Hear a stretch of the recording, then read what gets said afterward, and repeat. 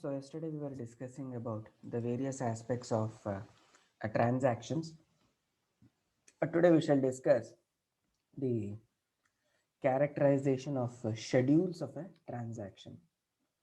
So the schedule of a transaction is categorized based on its ability to recover.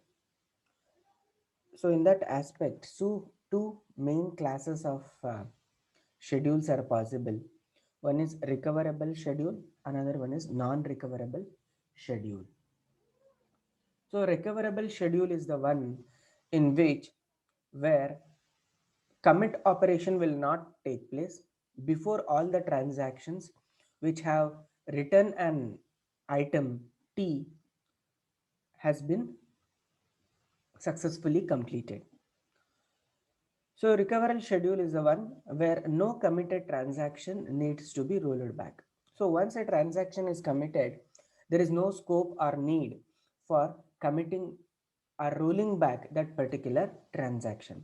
A schedule is said to be recoverable if no transaction in that schedule commits until all the transactions T dash that have written an item in that transaction reads have committed.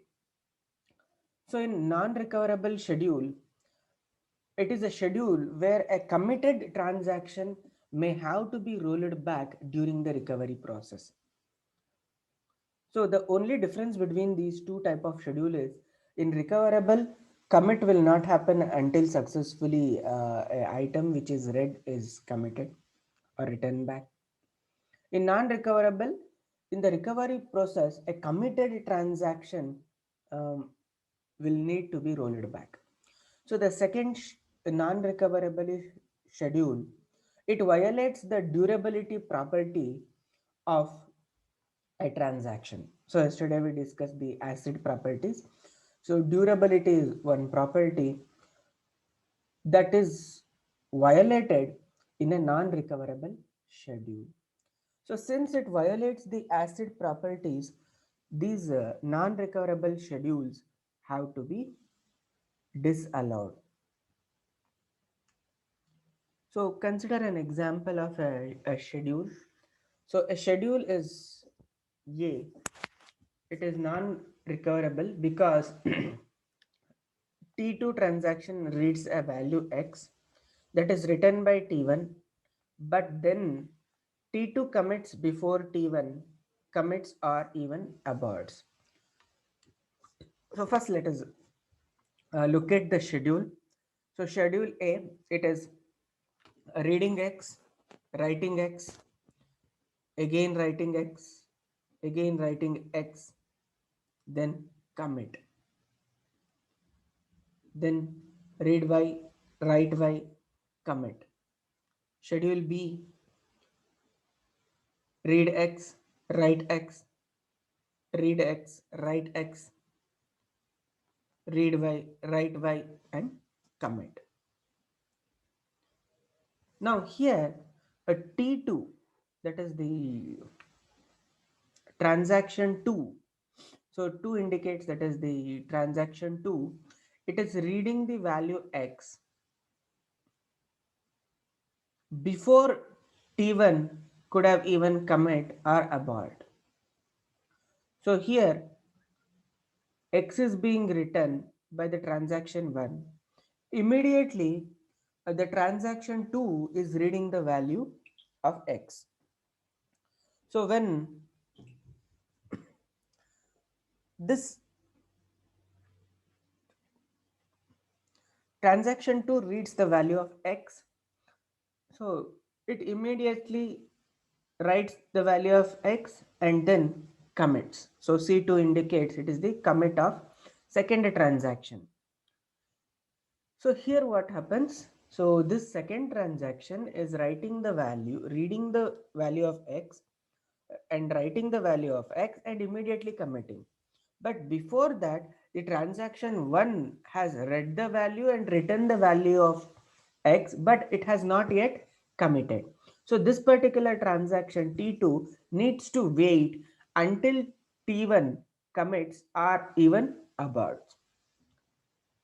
So when T1 transaction fails, then T2 has to be rolled back, even though T2 has committed. So in order to make this T2 transaction recoverable, the commit of T2 must be delayed until T1 commits or even it aborts. So if T1 commits, then T2 can also perform the commit operation. If T1 aborts, then T2 must also abort because it has read a value that has been written by T1, because x is a variable that is written by T1. Since it is written the value of x, immediately it is reading. The second transaction is reading. So if T1 fails, then this write operation will become invalid. So in that case, this one also has to be aborted or undone. So the process in which a committed transaction is rolled back because of another transaction, it is called as a cascading rollback. So when one transaction fails, another committed transaction has to be rolled back. So such a scenario is called as cascading rollback. So recoverable schedules can further be redefined as cascadeless schedule.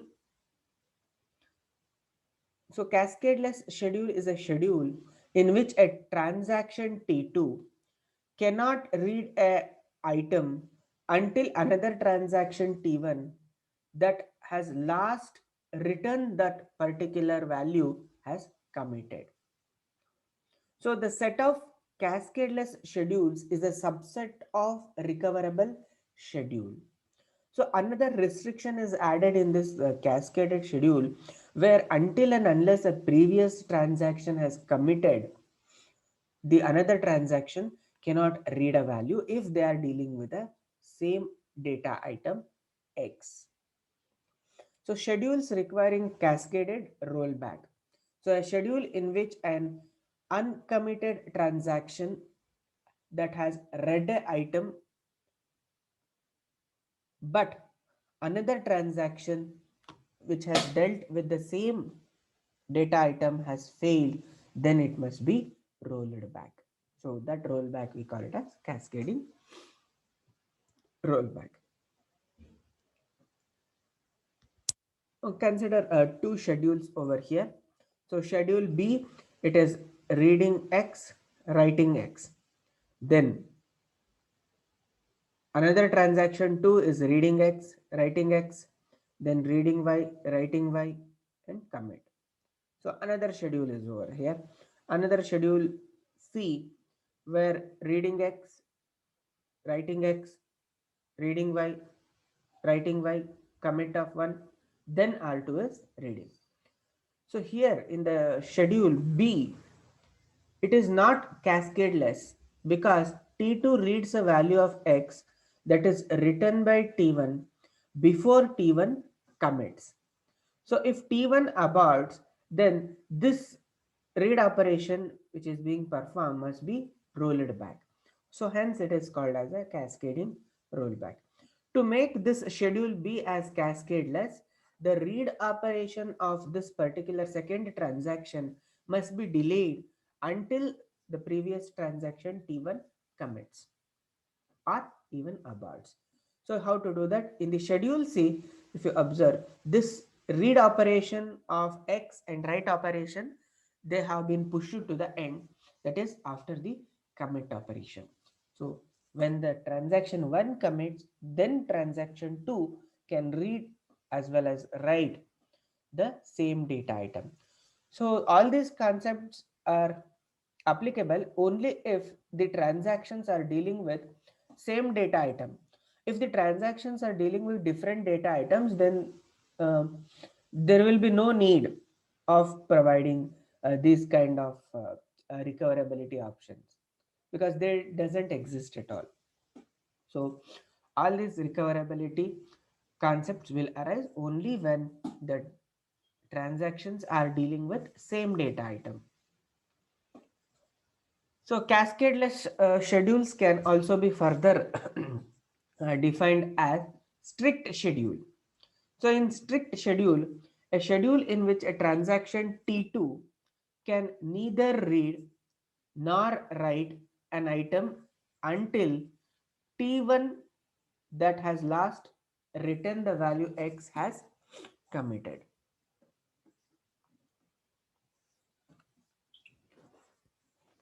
The set of strict schedules is a subset of set of cascadeless schedules. So if blind writes are not allowed, all cascadeless schedules become strict.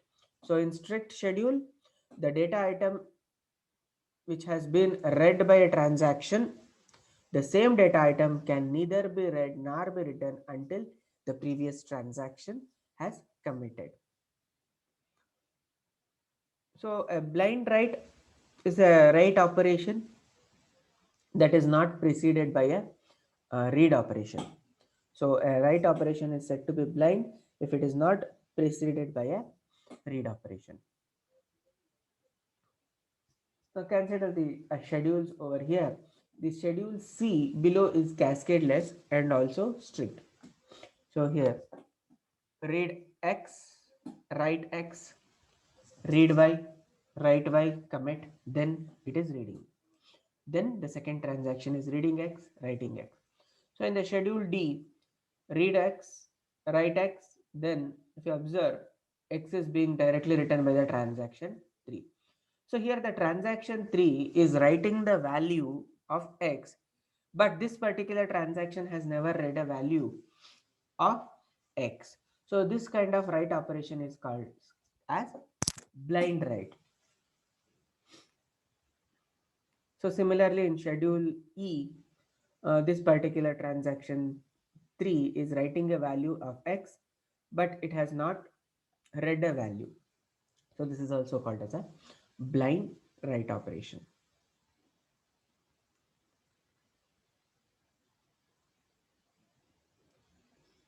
So in order to summarize all these concepts of schedule, many schedules can exist for a set of transaction.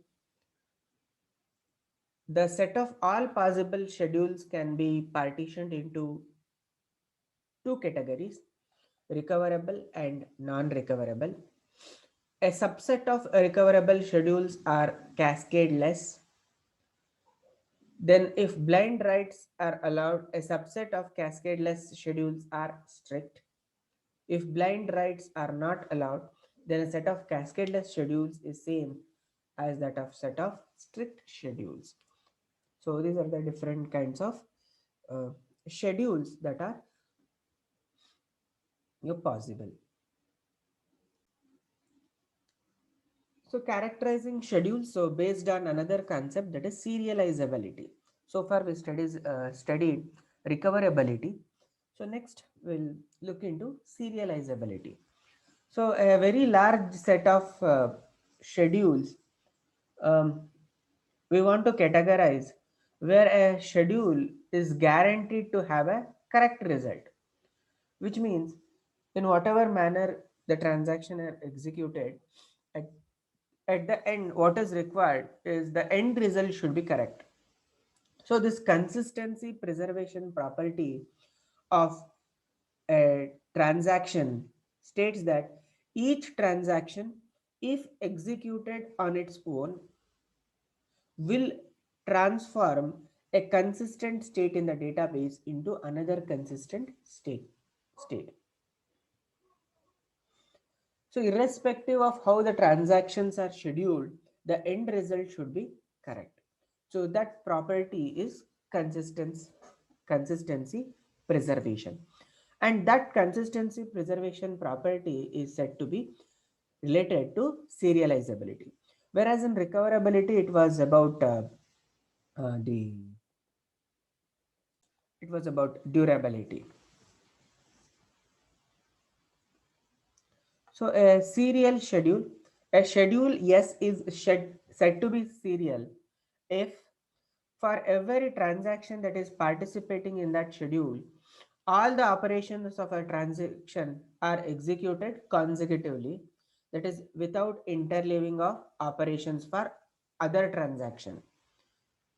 So It is called as the serial schedule. So in serial schedule, there is no interleaving of transactions. So when one transaction starts, then there is no scope for another transaction. So that kind of schedule is said to be serial. And the other alternate is non-serial. So a non-serial schedule is the one where interleaving of transactions are allowed. So based on the consistency preservation property of a transaction, any serial schedule will produce a correct result, assuming that there is no interdependencies among the two different transactions. So serial schedules are not feasible because they have a performance issue, um, because in serial schedules no interleaving of operations is allowed. So if interleaving is not allowed, then time taken to execute the transactions will be more. So long transactions force other transactions to wait.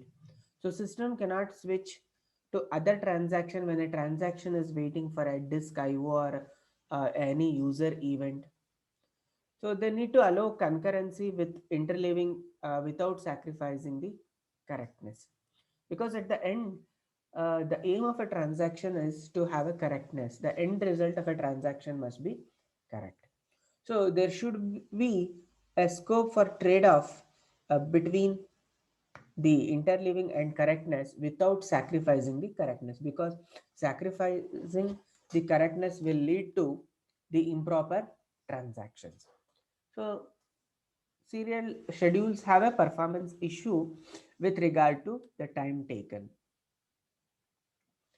So a schedule is said to be serializable if it is equivalent to some serial schedule of the same transactions, same n number of transactions. So there are n factorial serial schedules for n number of transactions, which means the order in which those transactions are done. A serializable schedule can be equivalent to any of the serial schedule. So we defined serial schedule. So based on that, we have another concept, that is serializable schedule. So a schedule is said to be serializable if it is equivalent to some serial schedule. In serial schedule, no transactions can be interleaved. If the end result produced by both the schedules are same, then we say they are equivalent. So the question that next that arises is, what is equivalence of schedule? So there are uh, result equivalent. So two schedules are said to be result equivalent if they produce the same final state or final result of a database. So it is difficult to determine without analyzing the internal operations of a transaction, which is not feasible in general. So in order to say that they are result equivalent, we will need to look into the operations that are happening inside a transaction. So may also to get the result equivalence by chance for a particular input parameter, there is no guarantee that the schedule will be equivalent for another set of parameters. So for one schedule may be performing a addition of two things, another schedule may be performing an addition of three things. If one of the number is 0, then two logics end result will be same. But if we change the input parameters, the result need not be same at the end. So in order to identify whether two schedules are result equivalent becomes complex. So consider this particular example. Read x, then increment the value of x by 10, then write it. Another schedule, read x, then x is multiplied by 1.1 and then write it back. Now let us assume the value of x is 100. So what will be the end result in schedule 1? Read 100. 100 is incremented by 10. So x will be now 110. So writing a value of 110 into the database. Next, in the second schedule S2, it is again reading the value 100. 100 into 1.1. So 100 into 1.1 will produce a result 110 and it is read into database. Now, if we look at the end result of both these schedules S1 and S2, the end result is 110, which is same. So, which makes these two schedules as result equivalent. But if we change the input value, whether the result will be same. If instead of 100, if the input value is 200, what will be the result? In the first case, 200 plus 10, it is 210. On the other side, it is 200 into 1.1, which yields 220. So S1 is producing 210, whereas S2 is producing 220, where the result is completely different. So just by looking at the end result, we can't say the two schedules are result equivalent unless and until we know the internal operations.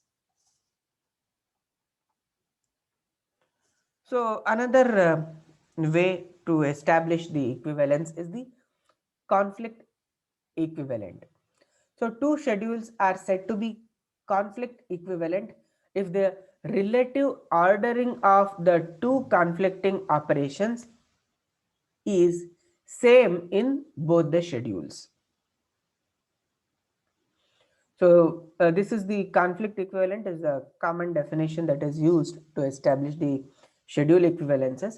So two operations are said to be conflicting if they access the same data item X, they are in two different transactions, and at least one of them is a write operation.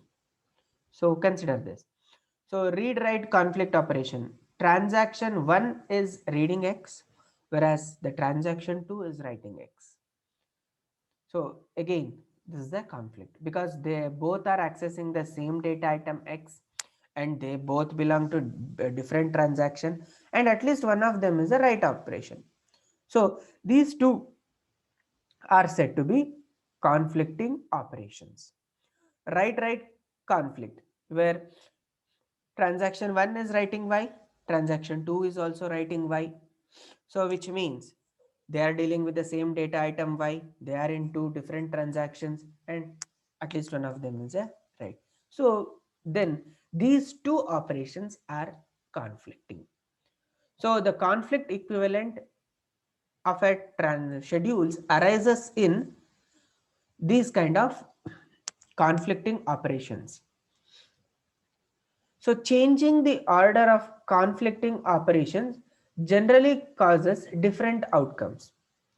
So changing reading X, writing X to writing X, reading X means T1 will read a different value for X than the earlier one.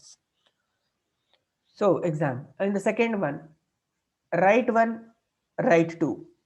If we change this write 2 to the first and then the write 1 means the final value of a Y in the database will be different. Two read operations are not conflicting. So because uh, transaction 1 is reading Z, transaction 2 is also reading Z. If we change the order, it doesn't matter. So if both are read operations, then there will be no conflicting. So that's why while defining the conflicting operations, at least one of them should be write operations. So a conflict equivalence of a schedule is used to determine which schedules are correct in general serializable situation. A schedule is said to be serializable if it is conflict equivalent to some serializable schedule S dash. So serializability is decided based on conflict equivalence. So when we will say the schedule is conflict equivalent, when both the schedules are correct and when they have the conflicting operations. So a serializable schedule is considered to be correct because it is equivalent to a serial schedule, and any serial schedule is considered to be correct if they leave the database in a consistent state, the interleaving is appropriate and will result in a state of transactions if they were serially executed, yet they will achieve higher efficiency due to concurrent execution and interleaving of operations from different set of transactions. So a serializable schedule will produce a correct end result. So that is the first thing. And secondly, interleaving is allowed, where interleaving enhances the performance of a executed transactions. So serializability is generally hard to check at the runtime. So interleaving of operation is generally handled by the operating system through the process scheduler. So where two different transactions are be spawned as a separate process, then it is the operating system that will handle these things. So it is difficult to determine uh, before that how the operation in a schedule will be interleaved.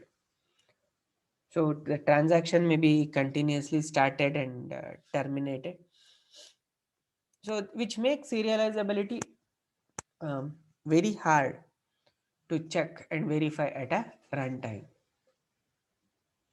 So the very practical approach that is followed to check the serializability is through the various protocols. So the two protocols such as concurrency control protocols are used to ensure serializability. So the database concurrency control subsystem will enforce the protocol rules, and it will guarantee that serializability of schedules are established. So the current approach that is used in most of the database systems is through the use of locks. So two-phase locking system. So it is a protocol that is two-phase locking. So that protocol is used to establish the serializability. So we have a algorithms for a conflict serializability. So characterizing schedules based on serializability. So how to test a conflict for serializability? So so for today's class we can stop over here.